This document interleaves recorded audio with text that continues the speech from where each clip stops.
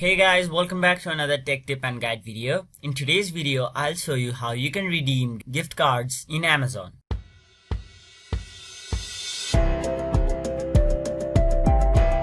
So first of all, go to the Amazon website, which is amazon.com, and once you're in the website, log into your account by entering your email or phone number and password. And once you've done that, your page should look somewhat like this. And right over here, where it says accounts and list, just hover your cursor around it and this pop-up should appear.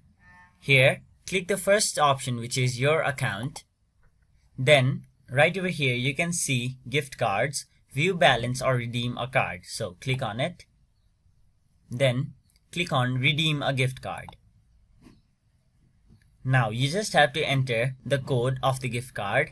And once you click apply to balance, you will be successfully able to redeem your gift card. So that is it for this video. Hope this video was helpful to you guys. And if it was, please make sure to like this video and subscribe to our channel for more informational and helpful videos like these.